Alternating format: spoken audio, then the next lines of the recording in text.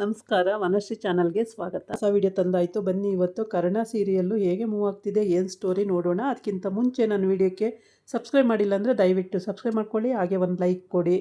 ಇಲ್ಲಿ ಕರ್ಣನ ಚಿಕ್ಕಪ್ಪ ಮತ್ತು ಅತ್ತೆ ಇಬ್ಬರೂ ಕೂಡ ಇಲ್ಲಿ ಪ್ಲ್ಯಾನ್ ಮಾಡ್ತಾ ಇದ್ದಾರೆ. ಅಂದರೆ ಅಣ್ಣ ಕರ್ಣನ ಅಪ್ಪ ಎಲ್ಲ ಆಸ್ತಿನೂ ಕರ್ಣನಿಗೆ ಬರೆದು ಬಿಡ್ತಾರೆ, ನಮಗೇನು ಸಿಗಲ್ಲ ಅಂತ ಹೇಳ್ಬಿಟ್ಟು ಇವರಿಬ್ಬರದ್ದು ಪ್ಲ್ಯಾನ್ ಆಗಿರುತ್ತೆ. ಇವ್ರು ಏನಾದರೂ ಮಾಡಿ ಕರ್ಣನ ಮುಗಿಸ್ಬಿಟ್ರೆ ಇವ್ರಿಗೆ ಆಸ್ತಿ ಆಗುತ್ತೆ ಅಂತ, ಇವ್ರ ಹೆಂಡತಿ ಮಕ್ಕಳಿಗೆ ಅವಳ ಗಂಡ ಮಕ್ಕಳಿಗೆ ಆಸ್ತಿ ಆಗುತ್ತೆ ಅಂತ ಈ ಥರ ಪ್ಲ್ಯಾನ್ ಮಾಡ್ಕೊಳ್ತಾರೆ ಇವರಿಬ್ಬರೂ.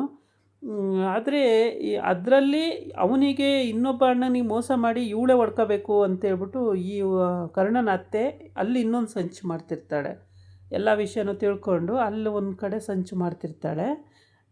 ಇದೆಲ್ಲ ತಿಳ್ಕೊಂಡಂಥ ನಿಧಿ ಅವಳು ಏನು ಮಾಡ್ತಾಳೆ, ಇವರು ಚಾಪೆ ಕೆಳಗೆ ತೂರಿದ್ರೆ ಅವಳು ರಂಗೋಲೆ ಕೆಳಗಡೆನೇ ತೂರುವಂಥ ಐಡಿಯಾ ಇದೆ ಅವಳಿಗೆ. ಹಾಗಾಗಿ ಅವಳು ಇದಕ್ಕೆಲ್ಲ ಕೇರೇ ಮಾಡಲ್ಲ.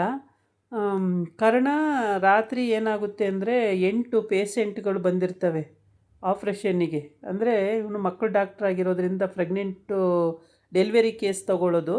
ಹಾಗಾಗಿ 8 ಡೆಲಿವರಿ ಕೇಸ್ ಬಂದಿದ್ದಾವೆ. 8 ಡೆಲಿವರಿ ಕೇಸನ್ನು ಬೆಳಗ್ಗೆ ಅಷ್ಟರೊಳಗೆ ಮಾಡಬೇಕು.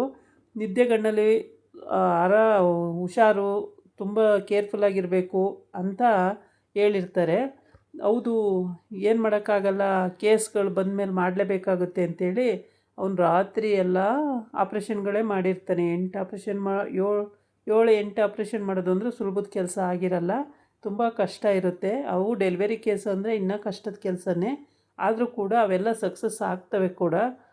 ಅವನು ಡೆಲಿವರಿ ಕೇಸನ್ನೆಲ್ಲ ಎಲ್ಲನೂ ಹ್ಯಾಂಡ್ಲ್ ಮಾಡಿ ಅವನು ಬೆಳಿಗ್ಗೆ ಮನೆಗೆ ಬಂದರೆ ಮನೆಯಲ್ಲಿ ತೂರಾಡ್ತಾ ಇರಬೇಕಾಗುತ್ತೆ. ಏಕೆಂದರೆ ಅಷ್ಟು ನಿದ್ದೆ ಎಳಿತಿರ್ತೀವಿ, ಸುಸ್ತಾಗ್ಬಿಟ್ಟಿರ್ತಾನೆ, ಆಗೋದಿಲ್ಲ. ಈ ಕಡೆ ಮನೆಗೆ ಬರ್ತಾಳೆ ನಿಧಿ ಬಂದ ತಕ್ಷಣ ಅವ್ರ ಅಮ್ಮ ಕೇಳ್ತಾರೆ, ನೀನು ಒಬ್ಬಳೇ ಬಂದಿಯಲ್ಲ ಕರ್ಣ ಇಲ್ಲಿ ಅಂತ. ಕರ್ಣ ಅವನಿಗೆ ಇವತ್ತು ಅಲ್ಲಿ ಆಪ್ರೇಷನ್ ಇದೆ, ಕೆಲಸ ಇದೆ, ಹಂಗಾಗಿ ಬರೋಕ್ಕಾಗಿಲ್ಲ ಅಂತ ಹೇಳ್ತಾಳೆ. ಆಗಿಲ್ಲ ಅಂದರೆ ಏನರ್ಥ, ಬರಬೇಕಲ್ವ ಮನೆಗೆ, ಇಷ್ಟೊತ್ತು ಯಾಕೆ ಬಂದಿಲ್ಲ ಅಂತೇಳ್ಬಿಟ್ಟು ಮತ್ತೆ ಕರುಣನಿಗೆ ನಿಧಿ ಇವಾಗ ಬರ್ತಾಳೆ ಮನೆ ಒಳಗಡೆ. ಬಂದ ತಕ್ಷಣವೇ ಅವ್ರ ಅತ್ತೆ ಓ ನಿಧಿ ಇವಾಗ ಬಂದ್ಯಾ, ಬಾ. ಕರ್ಣ ಎಲ್ಲಿ, ಇಷ್ಟೊತ್ತಾದರೂ ಏನು ಮಾಡ್ತಾಯಿದ್ರಿ, ಇಷ್ಟೊತ್ತವರೆಗೂ ಬರಬೇಕಲ್ವ ಮನೆಗೆ, ಇಷ್ಟೊತ್ತವರೆಗೂ ಇರ್ತಾರ ನರ್ಸಿಂಗ್ ಹೋಮಲ್ಲಿ ಅಂತೆಲ್ಲ ಕೇಳ್ತಾಳೆ.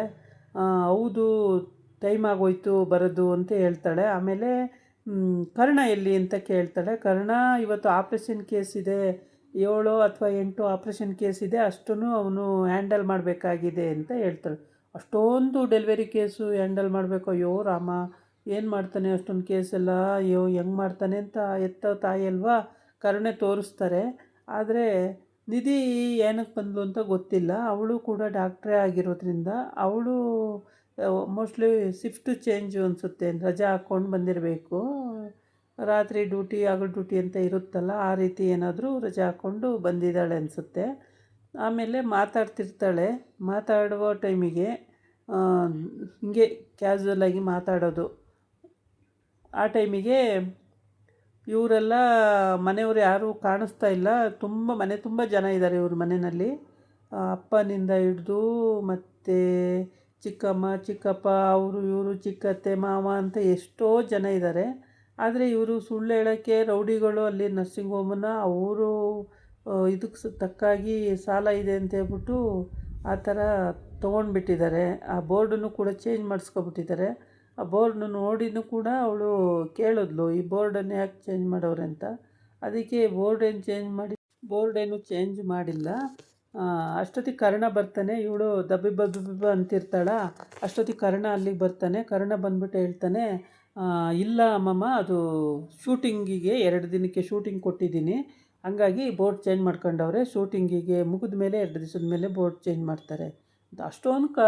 ಅಷ್ಟೊಂದು ಖರ್ಚು ಮಾಡಿ ಅದೆಲ್ಲ ಮಾಡ್ಸೋಕ್ಕೆ ಯಾಕೋ ಹೋಗ್ತಾರೆ, ಅವೆಲ್ಲ ಹಂಗೆ ಇರಬೇಕಲ್ವಾ ಅಂತ. ಇರಲಿ ಬಿಡಿ ಅಮ್ಮಮ್ಮ, ನಾಳಿದ್ದು ಮಾಡಿಬಿಡ್ತಾರಲ್ಲ, ಸರಿ ಹೋಗ್ತದೆ ಅಂತ ಹೇಳ್ತಾನೆ. ಹೌದು, ಅದೇನೋಪ್ಪ, ಸರಿ ಆಯಿತು ಅಂತ. ಶೂಟಿಂಗಿಗೆ ಬರ್ತಾರೆ, ಇವಾಗ ಶೂಟಿಂಗ್ ನಡೆಯುತ್ತೆ ಅಂತೆಲ್ಲ ಹೇಳ್ತಾನೆ. ನಿನ್ನೆ ದಿನ ಹಂಗಂತ ಹೇಳಿರ್ತಾನೆ. ಆಮೇಲೆ ರಾತ್ರಿಯೇ 8 ಕೇಸೋ 7 ಕೇಸೋ ಡೆಲಿವರಿ ಕೇಸ್ ಇದೆ, ಅವೆಲ್ಲ ಹ್ಯಾಂಡಲ್ ಮಾಡಬೇಕು ಅಂತ ತುಂಬಾ ಟೆನ್ಷನ್ ತೊಗೊಂಡಿರ್ತಾನೆ. ಇಲ್ಲ ಆಗದೇ ಇರ್ಬೋದು, ಆದರೂ ಆಗ್ಬೋದು, ಹೇಳೋಕ್ಕಾಗಲ್ಲ. ಆಮೇಲೆ ನಿಧಿ ಅದನ್ನೇ ಯೋಚನೆ ಮಾಡ್ತಾ ಇರ್ತಾಳೆ. ಅಷ್ಟೊತ್ತಿಗೆ ಎಲ್ಲ ಮುಗ್ದಿದೆ ಅಂತೇಳ್ಬಿಟ್ಟು ಸರಿ ಅವರು ವಾಕಿಂಗ್ ಬಂದಿದ್ದಾರೆ. ಇವರ ಕರ್ಣನ ಅಜ್ಜಿ, ಕರ್ಣನ ಅಮ್ಮ ಅವರೆಲ್ಲ ಸುಮ್ಮನೆ ವಾಕಿಂಗ್ ಹೋಗಿ ಬರೋಣ ಹಿಂಗೆ ಒಂದು ಸುತ್ತು ಅಂತ ಬಂದಾಗ ಬೋರ್ಡ್ ಚೇಂಜ್ ಆಗಿರೋದು ಅವರು ಕಣ್ಣಿಗೆ ಬಿದ್ದುಬಿಡುತ್ತೆ. ಕಣ್ಣಿಗೆ ಬಿದ್ದ ತಕ್ಷಣ ಇದೇನಿದು, ನಮ್ಮನೆ ನರ್ಸಿಂಗ್ ಹೋಮಿಗೆ ಬೇರೆ ಹೆಸ್ರು ಹಾಕಿದಾರಲ್ಲ ಯಾಕೆ ಅಂತ ಕತ್ತೆತ್ತು ನೋಡ್ತಾರೆ. ಅಷ್ಟೊತ್ತಿಗೆ ನಿಧಿನೂ ಅಲ್ಲಿಗೆ ಬರ್ತಾಳೆ. ನಿಧಿ ಬಂದು ತಬಿಬ್ ಅನ್ನೋಷ್ಟರೊಳಗೆ ಕರ್ಣ ಅಲ್ಲಿಗೆ ಬಂದು ಏನೋ ಒಂದು ಕಾರಣ ಹೇಳ್ಬಿಡ್ತಾನೆ.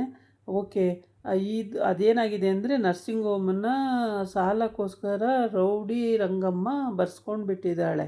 ಅದು ಬರ್ಸ್ಕೊಂಡು ಅದಕ್ಕೆ ಬೋರ್ಡ್ ಚೇಂಜ್ ಮಾಡ್ಕೊಂಡಿದ್ದಾಳೆ. ಇವನು ಕರ್ಣ ಸುಳ್ಳು ಹೇಳಿದ್ದಾನೆ ಶೂಟಿಂಗು ಅಂತ ಹೇಳ್ಬಿಟ್ಟು. ಅದಕ್ಕೆ ಇವ್ರ ಮನೆಯಲ್ಲಿ ಅತ್ತೆ ಮತ್ತು ಚಿಕ್ಕಪ್ಪಂಗೆ ಟೆನ್ಷನ್ ಆಗಿರೋದು.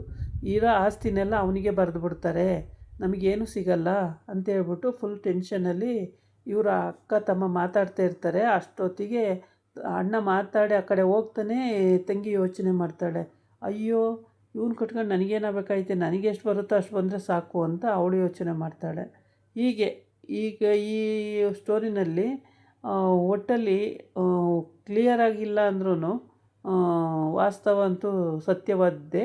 ಹಾಗಾಗಿ ನಿಧಿ ಅವಳೇನು ಬಾಯ್ಬಿಟ್ಟು ಮಾತಾಡ್ತಾ ಇಲ್ಲ. ಓಕೆ, ಇಬ್ಬರೂ ಡಾಕ್ಟ್ರಾಗಿರೋದ್ರಿಂದ ನಿಧಿ ಮತ್ತು ಕರ್ಣ ಇಬ್ಬರೂ ಡಾಕ್ಟ್ರಾಗಿರೋದ್ರಿಂದ ಪ್ರಾಬ್ಲಮ್ ಸಾಲ್ವ್ ಮಾಡೋದು ಕಷ್ಟ ಆಗಲ್ಲ ಅಂದ್ಕೊಳ್ತೀನಿ. ತುಂಬ ಸುಲಭವಾಗಿ ಸಾಲ್ವ್ ಮಾಡ್ಕೊಳ್ಬೋದು. ಆದರೆ ಅವಾಗೆಲ್ಲ ಏನೂ ದುಡ್ಡು ಕಾಸು ಉಳಿಸಿ ಎಲ್ಲ ಮಾಡಲಿಲ್ಲ. ಮದುವೆ ಆದಮೇಲೆ ಎಲ್ಲ ಮಾಡ್ಕೋಬೇಕು ಅಂತ ಓಡಾಡ್ತಿದ್ದಾವೆ. ಆದರೆ ಕೈಗೆ ಎಟಕದ್ದು ಅನ್ನಂಗೆ ಆಗಿರುತ್ತೆ. ಯಾಕಾಗಲ್ಲ, ಹಾಗೇ ಆಗುತ್ತೆ ಅಂತೇಳ್ಬಿಟ್ಟು ಒಂದು ದೃಢ ನಿರ್ಧಾರ ಮಾಡಿಕೊಂಡ್ರೆ ಇವರು ಗೆಲ್ಬೋದು, ಏನೂ ತೊಂದರೆ ಆಗಲ್ಲ. ಸೂಪರು. ಒಂದು 10-15 ಜನಕ್ಕೆ 100 ಜನಕ್ಕೆ ಟ್ರೀಟ್ಮೆಂಟ್ ಕೊಟ್ಟು ಅಂತ ತಿಳ್ಕೊಬೋದು. ಇದಾಗಿತ್ತು ಇವತ್ತಿನ ವೀಡಿಯೋ. ನಾಳೆ ಇನ್ನೊಂದು ವೀಡಿಯೋ ಜೊತೆ ಬರ್ತೀನಿ. ನಮಸ್ಕಾರ.